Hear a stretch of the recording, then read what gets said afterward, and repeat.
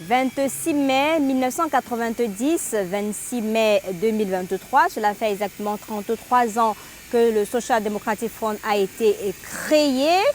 On se souvient du multipartisme. Aujourd'hui, c'est un principal parti de l'opposition au Cameroun. Comment se porte cette formation politique au moment où on parle d'alternance et de transition politique au Cameroun? Nous avons le plaisir de recevoir la secrétaire générale du Social Democratic Front, Adeline Laure Djomgan. Bonsoir. Bonsoir Madame Nelly. Comment vous allez? Assez bien. Aujourd'hui, ça fait 33 ans que le SDF existe. Si vous faites un chemin en arrière, vous vous dites quoi? Des avancées? Des choses à refaire? Alors, ça fait 33 ans que le SDF est dans un combat. Et il faudrait le dire, dans chaque combat, il y a ce qu'on a obtenu positivement. Et on a aussi parfois des regrets. Sur ce qu'on a obtenu positivement, il faut le dire, hein, le SDF, au-delà de tout, a marqué l'histoire du Cameroun, a marqué l'ère même de l'avènement de la démocratie, mais surtout a été au centre des changements, des améliorations et même des amendements. Souvenez-vous, on va vous parler, si on vous parlera du Mouchibou Gate, c'est grâce au SDF. Et à l'époque, le SDF avait demandé une enquête parlementaire. Et ça, il faut encore plébisciter nos vaillants députés qui étaient là à cette époque. C'était nos vaillants députés de la législature de 97.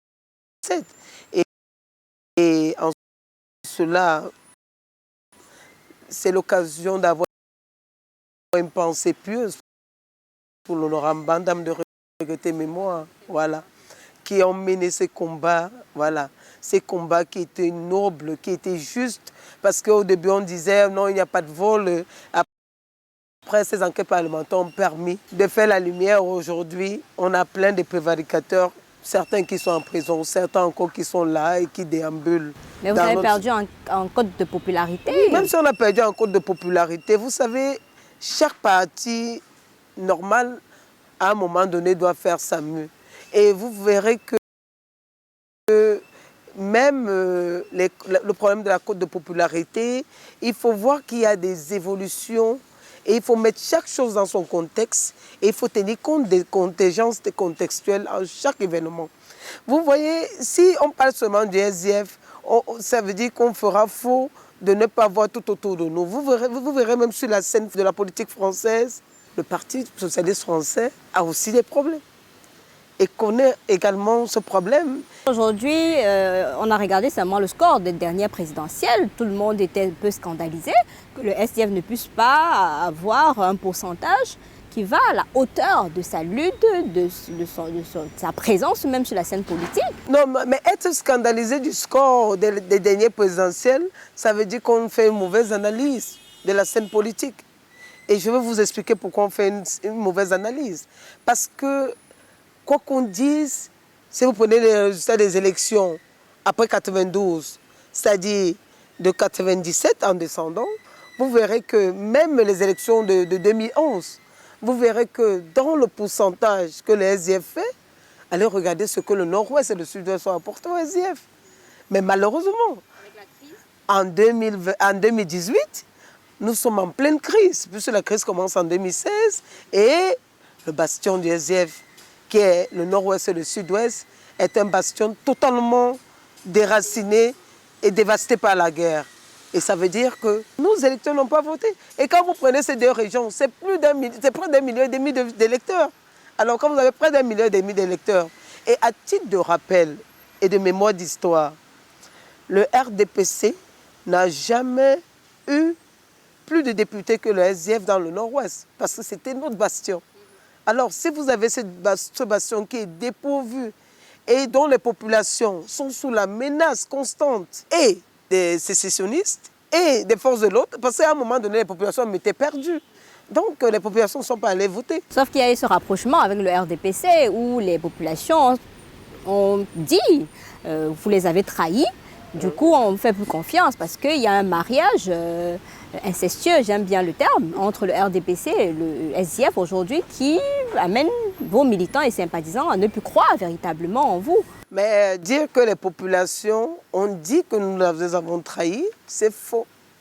C'est faux parce que vous verrez même lors du contentieux, du dernier contentieux, du contentieux des élections municipales et législatives de 2020, le Conseil constitutionnel même a eu le courage de reconnaître qu'il fallait reprendre les élections parce que les élections ne se sont pas déroulées. Malheureusement, on reprend et c'est le même phénomène qui se reproduit. Et comme le Conseil constitutionnel voulait à tout prix lire un résultat, ils ont donné le résultat qu'ils ont donné. Mais ce n'est pas pour autant dit que les populations nous ont laissé plus, les populations... On a vu un rapprochement entre Ni John Frondi et la présidence de la République. Donc du coup, à un certain moment, les Camerounais, certains se sentent trahis par ces images qu'on voit au quotidien, des rapprochements, des messages, des danses même avec certains membres du gouvernement. Ça fragilise. Du coup, on dit, OK, voilà, ils mangent ensemble et se moquent de nous. Il faudrait aussi qu'on apprenne à éduquer la masse camerounaise, qu'on apprenne à éduquer nos populations. Parce que dit qu'il y a un rapprochement, je ne crois pas. Le chairman, je vais m'expliquer. Le chairman est invité au défilé. Le chairman est invité au palais en tant que président de parti politique. Ce n'est pas en tant que Ni John Frondi. Parce qu'il faut faire le distinguo entre la personne de Ni John Frondi et la personne du président national du SDF. Peu importe qui était le président du SDF, même si c'était moi, je serais allé parce que je suis invité en tant que président de parti politique. Vous respectez les institutions? Bien sûr, puisque nous sommes dans les institutions. Le SDF, nous sommes au Parlement, nous sommes au Sénat, nous dirigeons les mairies. Même comme le Sénat est contesté, la présidence du SDF au Sénat est contestée actuellement. Mais que ça soit contesté, c'est le droit de ceux qui le contestent. Mais je dis, nous sommes dans les institutions. Alors, si on voudrait que nous ne partons plus, nous ne respectons plus les institutions de la République, il faut y sortir. On ne peut pas rester dans les institutions et dire qu'on boycotte les institutions. C'est même contradictoire et c'est même tout un contresens, ce qu'on pense. Mais le discours même, l'essence même du SDF, en 33 ans, ça s'est carrément dilué. Parce que l'homme au power, l'homme avec la puissance, la verve qu'on connaissait, aujourd'hui, ce n'est plus ça. Du coup, on se demande, est-ce que finalement, au fur et à mesure que les années passent, le SDF ne s'émiette pas sous les yeux de son président national? Mais le président national, parce que dire que ça s'est dilué, parce que l'homme a la force ou au power s'est émietté, non. Vous savez, dans la vie, même le chairman aujourd'hui vous a dit en 2023, je m'en vais. Je m'en vais parce qu'il sait qu'aujourd'hui, il n'a plus la même force, parce que même l'âge crée de l'usure en nous. Ne pas le reconnaître, c'est être de mauvaise foi. Et il faut être de mauvaise foi de penser qu'on a un certain âge et qu'on aura encore la même force et la même verve que lorsqu'on avait 40-50 ans. Vous faites bien de dire qu'il s'en va. Il s'en va comment? Dans quel contexte? Les tenors du SDF sont carrément exclus. On a une trentaine, c'est-à-dire que les militants, on les appelle comme vous l'appelez, les militants de la première heure, ne sont plus là. Moi, je voudrais comprendre qui est-ce qu'on taxe ou qu'on tense de militants de première heure. Ils sont militants de première heure parce qu'ils sont militants à quel moment? Mais ils sont dans le parti. Ce sont quand même les visages. Alors, quand, par exemple, l'honorable Nietzsche, pour ne pas le citer, il est à l'Assemblée. C'est un honorable, c'est un parlementaire. Non, oui. Revenons là-dessus. Ne dites plus les militants de première heure. Parlez de militants parce que les militants se valent. C'est parce qu'on est député qu'on est plus militant que l'autre. C'est parce qu'on est député qu'on a plus de voix dans le parti que l'autre. Les voix se valent. Chez nous, SDF, quand il y a les primaires, tout le monde passe au vote, les voix se valent. Mais maintenant, vouloir dire que les tenors du parti, qui sont les tenors du parti? Tous ces gens-là, ce sont quand même des grands noms, on ne va pas les citer tout le monde. La liste est connue. La liste est connue, c'est quand même les... Je refuse, et je refuse cette analyse un peu biaisée qu'on fait de les tenors du parti. Vous savez, le NEC compte 89 membres. Parmi ces ténors du parti, regardez, vous pouvez, si vous avez la liste, regardez la liste, vous avez seulement 9 membres du NEC.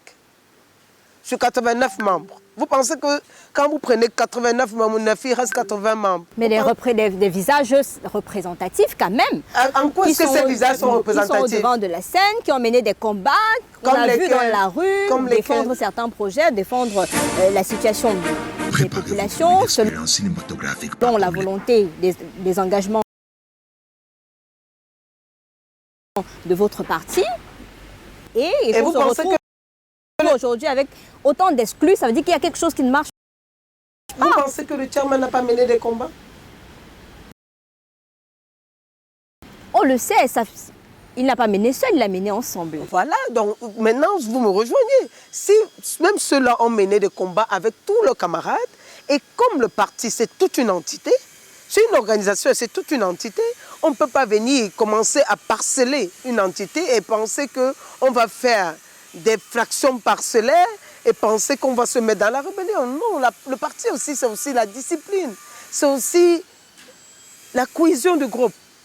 Et lorsque des gens estiment qu'ils ne veulent plus se mettre dans la cohésion du groupe, nous on a constaté tout simplement, aujourd'hui le SDF a bien fait sa mue et nous sommes en train de bien la faire. À titre de rappel, l'autre jour nous étions à Kribi, nous avons eu une assise avec les syndicalistes, avec des confédérations syndicales et nous avons signé même une déclaration dite de Kribi et nous sommes dans un travail avec eux et voilà le travail qu'il faut faire. Le travail qu'il faut faire aujourd'hui, c'est aller vers ceux-là avec qui on devait travailler depuis des lustres. Parce qu'en fait, vous verrez que ce soit l'ANC en Afrique du Sud, que ce soit Lula au Brésil, sa force vient des syndicalistes. Parce qu'un parti social-démocrate doit être proche de la masse ouvrière.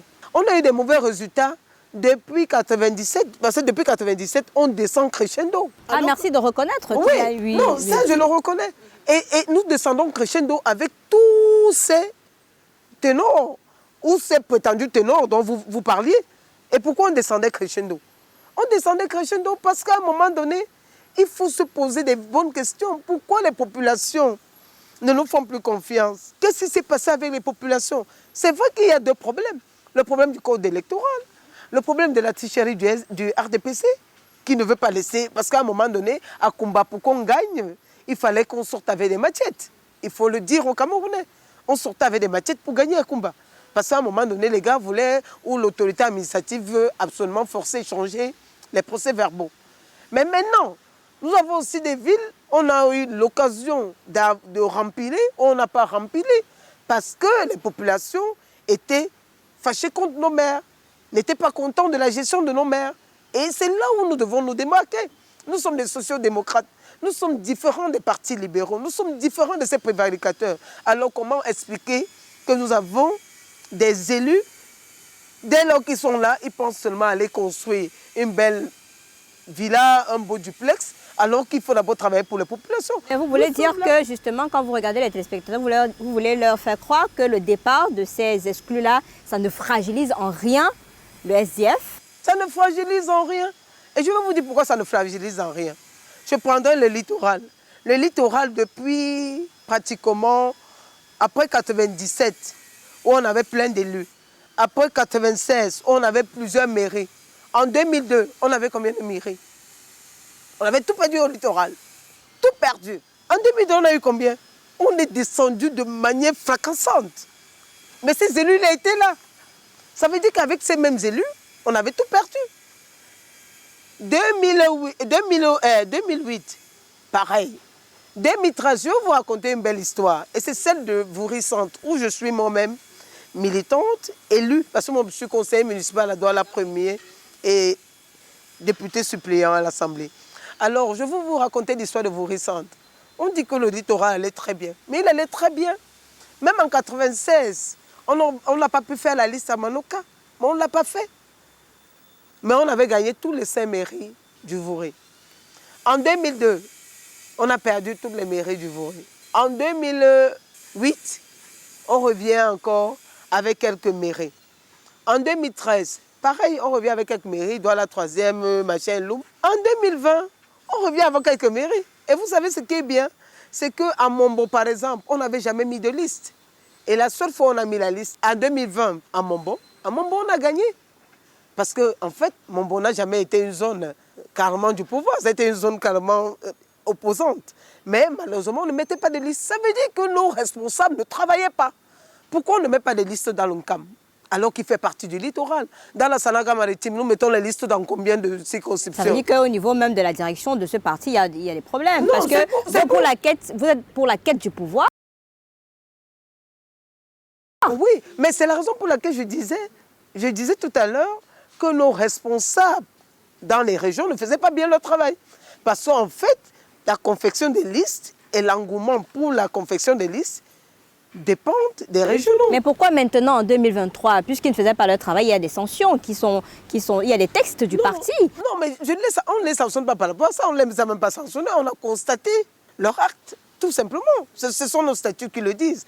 Mais seulement ce que je voulais vous dire, c'est que vous verrez qu'à Douala, premier, à Voury Centre où je suis, on n'a jamais mis de liste à Manoka. Et la seule fois qu'on a pu mettre une liste à Manoka, c'était en 2013. Et c'était avec l'arrivée du premier vice-président aussi.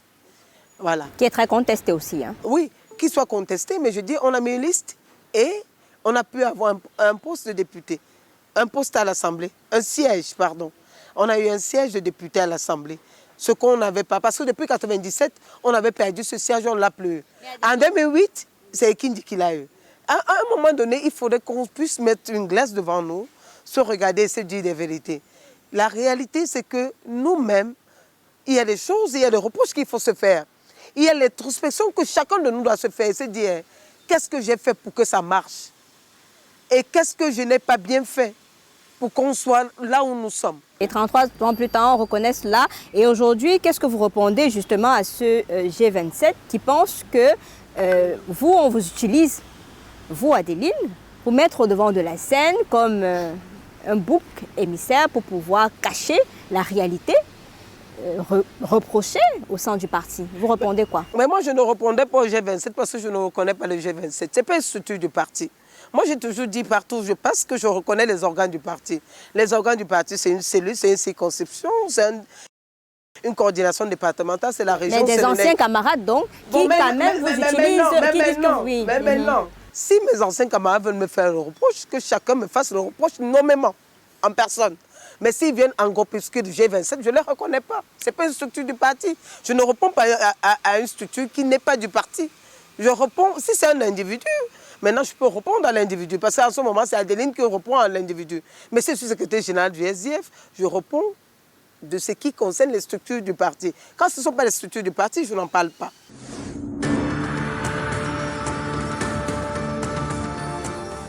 Aujourd'hui, il y a le NEC qui est convoqué. On annonce un NEC sous haute tension au regard de tous les dossiers à gérer parce qu'il y a encore sous la table ces affaires des exclus. Ce n'est pas encore terminé vu les plaintes qui ont été déposées ça et là. Comment est-ce que vous voyez l'avenir? L'avenir est très calme. L'avenir est radieux. Radieux, je vais vous expliquer pourquoi. Les juridictions ont été saisies, que toutes les personnes, les parties au procès, attendent calmement que les juridictions rendent leurs décisions. Et je me réjouis aujourd'hui qu'on reconnaisse, que ceux-là reconnaissent au moins qu'il y a une juridiction au Cameroun.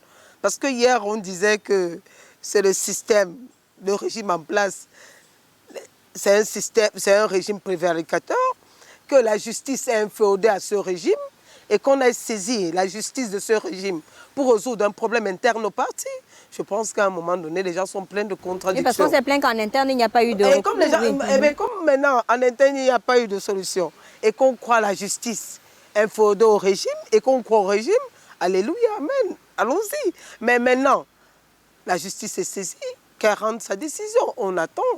Nous sommes le 26 mai 2023, vous n'êtes pas toujours au pouvoir, pourtant ça faisait partie de votre quête permanente. Et nous aspirons toujours à cela. Et aujourd'hui, le chairman, qui est le visage même de ce parti politique, s'en va, lâche le bateau, sans toutefois réaliser cela. Est-ce que vous pensez que vous, qui arrivez derrière avec un vice-président comme Joshua aussi, est-ce que c'est possible, lui qui n'a pas convaincu pendant la dernière présidentielle, c'est possible de continuer avec cette quête de s'asseoir à Itoudi? Vous savez, quand la quête du pouvoir, c'est un processus. On peut le commencer il y a 33 ans, et on l'atteint 50 ans après, comme on l'atteint 80 ans après. Et puis les exemples sont parlants tout autour de nous. On a vu l'UPADS d'Étienne Tshisekedi en RDC. Le Cameroun, ce n'est pas la RDC. Non, hein? Oui, ce n'est pas la RDC, mais les exemples nous parlent. Et c'est la vie politique. C'est pour dire que la politique est dynamique, elle n'est pas statique. Et comme elle n'est pas statique, on a vu mener ce combat. Il est même décédé, mais plus tard, son parti a cédé au pouvoir pendant qu'il n'était pas là. C'est pour dire que tout est possible en politique. Alors on peut prendre la conquête du pouvoir et le restreindre dans le temps. Si un homme politique vous dit qu'il prend la conquête du pouvoir, il le restreint dans le temps, c'est qu'il n'est pas un homme politique. Est-ce qu'il y a un cadre encore au SDF actuellement, puisque on a regardé, on fait un petit test avec aussi, ça n'a pas marché. Aujourd'hui, le SDF, Ni John Fondi est en train de partir, le SDF doit continuer, il y a l'alternance qui arrive, les présidentielles qui arrivent, il y a les appels à candidature de l'autre côté. À votre niveau, ça vous parle pas de préparer déjà un possible candidat? Le congrès est convoqué déjà pour le 28 et 29 juin. Et lors du congrès, nous aurons la nouvelle instance dirigeante du parti. Et cette nouvelle instance dirigeante du parti va diriger le parti et va continuer l'œuvre. Parce qu'on n'enferme pas la lutte d'un parti politique à un seul personnage. Non, on n'enferme pas parce que justement, ce qui est dit dans les chaumières, c'est que c'est la personne qui a le poids financier qui a le droit à la parole. Quand un peu maintenant, ce qui se dit, c'est que aussi a le pouvoir, a les grâces de Ni John Fondi parce qu'il pèse financièrement et c'est lui qui porte financièrement le parti. Ah bon? Ben, vous voyez, vous dites bien que dans les chaumières, mais seulement ce que vous dites dans les chaumières maintenant, quand vous êtes là, n'est pas source de vérité. N'est pas source de vérité parce que le SDF a d'autres moyens pour avoir son argent. Mais ce qui est curieux, c'est que le même candidat aussi dont on dit aujourd'hui que c'est lui qui porte le parti, n'était pas mieux loti que le Noam Bandam. Et c'est aussi qui était candidat à la présidentielle parce que les militants ont désigné aussi et ont élu aussi comme candidat à la présidentielle. Il n'est pas mieux loti que Bandam. Il n'est pas mieux loti que Yoyo. mais c'est le filleul de l'autre. Non. C'est le filleul du président. C'est vous qui le dites. C'est son filleul parce qu'il est son parent en quoi? Ou c'est lui qui l'a amené en politique? Vous savez, moi ce que je refuse un peu sur la scène politique camerounaise, c'est ces histoires où on y va avec trop de préjugés. On dit trop de choses qui n'existent pas. On y va avec plein de préjugés. Vous avez tout à l'heure... non, une fois, quelqu'un m'a demandé, vous avez dépouillé le SDF de tous les cadres. Et la personne me posait la question. Maintenant, qu'est-ce qu'on fait? Je dis, mais si vous le dites, ne m'appelez plus là. Je me lève, je m'en vais. Ça veut dire que vous insultez mon intelligence et vous insultez ma propre personne. Parce que moi, je suis cadre, voilà. Et aujourd'hui, c'est l'anniversaire. Est-ce qu'il y a des festivités? Est-ce qu'il y a des mobilisations? Est-ce qu'il y a des actions pour reconquérir les cœurs? Parce que vous avez reconnu tout à l'heure qu'il y a un travail de fond qui doit être fait. Et c'est ce que nous faisons. Nous avons commencé avec les syndicalistes, nous allons continuer avec d'autres organisations de la société civile, c'est ce qu'il faut faire. Et nous faisons ce travail, il faut le faire. Et moi je dis toujours aujourd'hui, si vous regardez l'atmosphère politique au Cameroun, tout est crispé. C'est crispé parce que à un moment donné, il faut le reconnaître, hein, on ne trouve pas de thème fédérateur pour décoller. Dans les années 90, il y avait la soif de la liberté, la soif de la démocratie, du changement. Et nous avons eu dans les années 90 plusieurs lois, hein, la liberté de presse, d'association et autres qui sont venues parce qu'il y avait une soif et il y avait un thème fédérateur qui accompagnait les mouvements. Mais là, on est dans un contexte difficile. Il y a la situation qui est la précarité, le contexte économique, il y a la crise dans le NOZO. Il y a tellement de problèmes que l'opposition pouvait utiliser pour mieux structurer une coalition. C'est la raison pour laquelle je dis, en dehors de mieux structurer une coalition, il est temps d'y penser et de trouver un thème fédérateur, mais surtout un thème poignant qui rassemblera le plus grand nombre de Camerounais. Parce qu'il faudrait que chacun des Camerounais se reconnaisse dans le problème qui est défendu, dans la cause qui est défendue. Lorsque tu te reconnais, tu t'y impliques. Et quand on regarde justement ces scènes politiques aujourd'hui, la deuxième puissance en termes de représentativité dans les institutions, c'est l'UNDP.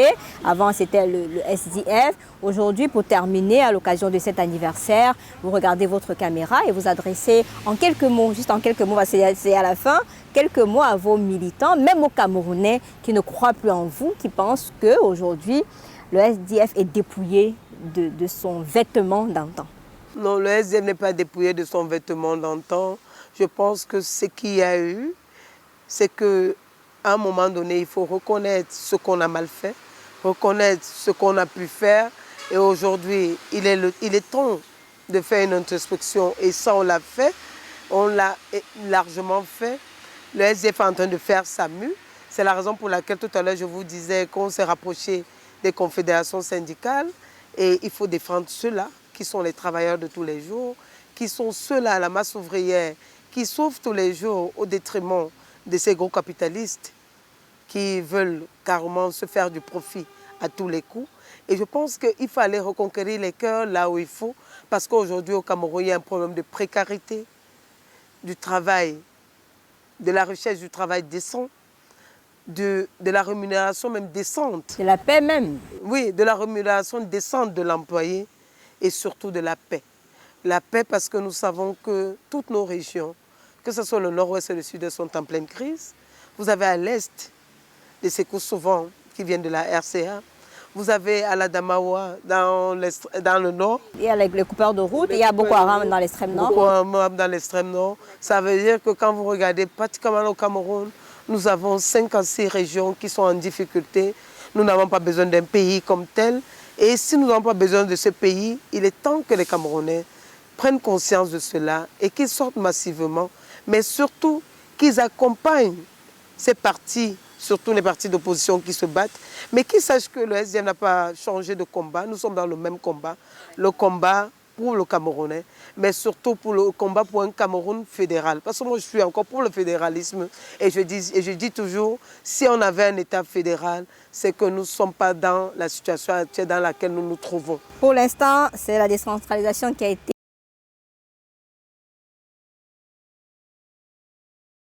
choisi par le régime en place. Et mais ça ne m'empêche pas d'insister là-dessus. D'insister là-dessus. D'accord. Parce que le fédéralisme, aujourd'hui je me réjouis que plein d'autres partis d'opposition rejoignent cette idée et estiment que c'est le fédéralisme qui est la porte de sortie. Même dans la crise au nord-ouest, au sud-ouest, même les anglophones vous disent la porte de sortie, c'est le fédéralisme. C'est bien compris. Adeline Laure Djomgan, secrétaire générale du SDF, merci d'être venu sur notre plateau, l'invité de la semaine. Merci également, merci de m'avoir invité et je fais un coucou à tous les téléspectateurs de Canal 2 International. Merci et joyeux anniversaire à vous.